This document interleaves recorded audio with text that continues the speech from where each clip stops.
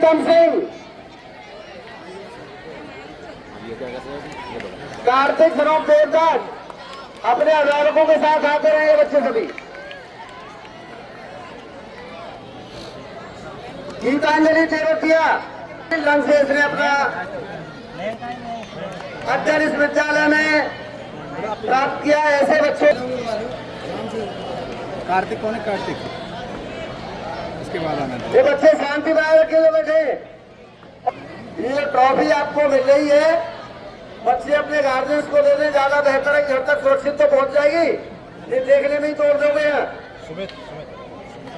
Nandini Leela Sanop Roshni Sanop Satyaveer daughter of Satyaveer Singh, Roshni daughter of Satyaveer Singh.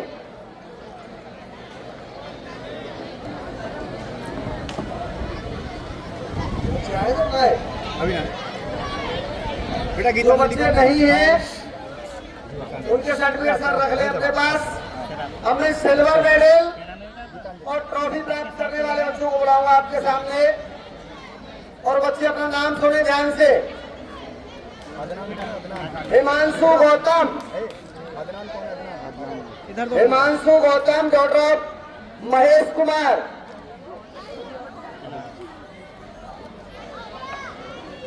आए हिमांशु गौतम। अंकुर कौन है? अंकुर आएगा। अंकुर नैतिक सनोप सतीश, ये अभी कक्षा 7 में होगा लगा नैतिक। रोशनी आएगी, रोशनी इसके बाद। ये सभी सिल्वर मेडलिस्ट है। समीर खान सनोप साबुद्दीन, समीर खान सनोप साबुद्दीन खान। ले लिए 2-3 और इनके ले लो, 2-3 है ना सदी दे। Deepanshu Singh Sanop ब्रह्मोहन Singh,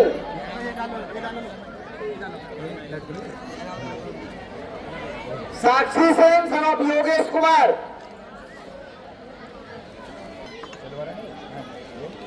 Rajni doctor of Devdutt Sanop Bhikam Singh. किसानों की जो लंबित समस्याएं हम उन्हें समय समय पर रखते भी हैं और बहुत समस्याओं का निराकरण भी कराते हैं। देखिए, जहां विकास होता है, जमीनों का अधिग्रहण होता है, तो निश्चित तौर से वहां कुछ समस्याएं पैदा हो जाती हैं। हमारा पूरा प्रयास होगा कि किसानों से वार्ता कर, सरकार से वार्ता कर, जिन किसानों ने इस क्षेत्र के विकास में अभूतपूर्व योगदान दिया है, उन किसानों की ज्यादातर समस्याओं का हम लोग निराकरण कराएं। विधायक जी, आपके माध्यम से गांव-गांव में काफी प्रयास किया जा रहा है विकास कार्यों को लेकर, लेकिन उसके बाद भी गांव में पानी भरा हुआ, जल भरा हुआ, उससे लेकर ग्रामीण परेशान है। ये कब तक समस्या से निपटारा पाएगा? सर, जल भराव की जो समस्या है वो हम लोगों की अपनी है। आपने देखा होगा पुराने समय में गाँव में 2-4 नल हुआ करते थे और नालियां सूख जाती थी। इस मौसम आज हम इस तरीके से जल का दोहन कर रहे हैं। जब मैं गांवों में जाता हूं, समरसेबिल चलाकर लोग नालियों में छोड़ देते हैं, तो ये जल की बर्बादी है। हमारे पास सीमित जल के संसाधन में भूमिगत जो आने वाले समय में समाप्ति की ओर है। तो मैं अपने सभी ग्रामवासियों से हाथ जोड़कर निवेदन करना चाहूंगा कि इस पर्यावरण संरक्षण के लिए जल जो हमारी मानव सभ्यता का विकास के लिए बहुत हमारी आने वाली नस्लों के लिए बहुत आवश्यक है, उसका अनावश्यक दोहन ना करें। अगर लोग अपना कर्तव्य समझने लगेंगे तो निश्चित रूप से हम जल भराव की समस्या से भी निजात पाएंगे। लेकिन जहां से भी हमें शिकायत आती है, इसके लिए हम फौरन संबंधित प्राधिकरण से कहकर जल निकासी की व्यवस्था कराते हैं।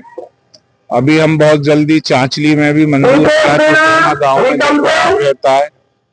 आज मैं दौरार गांव में भी जा रहा हूं, कई ड्रेनेज का भी उद्घाटन है, काफी बड़ी बड़ी रोड्स का उद्घाटन है। तो हमारा पूरा प्रयास रहता है। तालाब जो ओवर बर्डेड हो गए, पहले तालाबों में बरसात का पानी आता था, छत कच्ची हुआ करती थी, लेकिन अब जो भी जानवरों की गंदगी है वो सब सीवर के माध्यम से नालियों में बहाई जाती है। इसलिए मैं अपील कर रहा हूँ सभी नागरिकों से कि इसे सरकार के ऊपर न छोड़ा जाए। ये प्रकृति हम सभी के लिए, और हमें आगे आकर इसकी रक्षा के लिए, अपने गांव की सफाई के लिए अपने कर्तव्यों को भी समझना चाहिए। बाकी कहीं कोई दिक्कत होगी जल भराव की तो उसके लिए मैं तैयार हूँ, उसे दूर कराऊंगा। विधायक जी, जैसा कि जहांगीरपुर क्षेत्र में इंटर कॉलेज काफी है, लेकिन कोई महाविद्यालय नहीं है कन्याओं के लिए। देखिए, जिस वक्त मैंने 3 डिग्री कॉलेज मंजूर कराए थे उस वक्त मैंने बहुत जमीनों को ढूंढा, तो जहां भी मुझे जमीन मिली उनके प्रस्ताव भेज दिए गए। एक जेवर हो गया, एक रघुपुरा, एक दनकौर क्षेत्र में।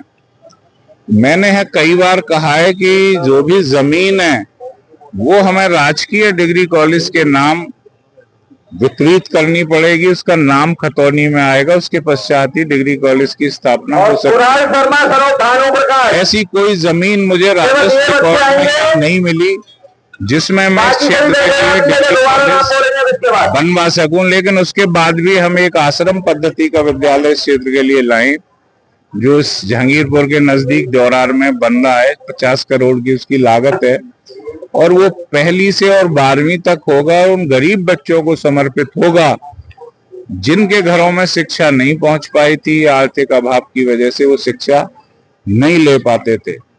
ऐसा नहीं है कि कुछ क्षेत्रों का ही विकास हुआ हो, हर क्षेत्र पर नजर है। दिक्कत हो जाती है, मान लो हमें स्टेडियम बनवाना हो तो जगह की उपलब्धता हमें नहीं हो पाती। अब हम 3 स्टेडियम क्या 5 स्टेडियम बनवाने जा रहे हैं। गोपालगढ़ में, वहां हमारे पास खेल का मैदान की जगह, एक सिरसा माचीपुर में, और तीसरा हम बनवाने जा रहे हैं भबोकरा में, जो जहांगीरपुर के नजदीक ही पड़ता है।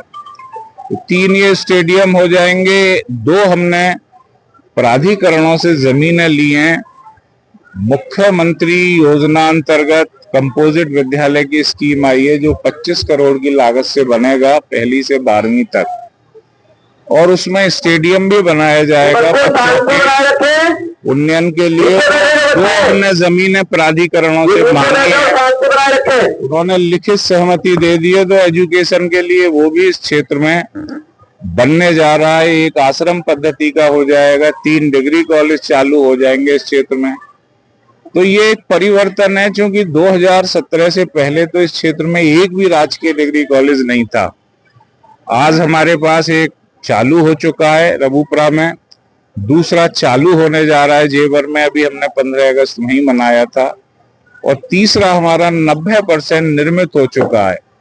तो ये कोई छोटी बात नहीं है कि जहां आजादी के बाद से कोई उच्च शिक्षा का संस्थान ना हो, वहां एक विधानसभा में 3-3 डिग्री कॉलेजों की स्थापना होना अपने आप में अभूतपूर्व काम। क्या विधायक जी, क्षेत्र के जो व्यापारी हैं उनके लिए भी कोई सौगात मिलने वाली है?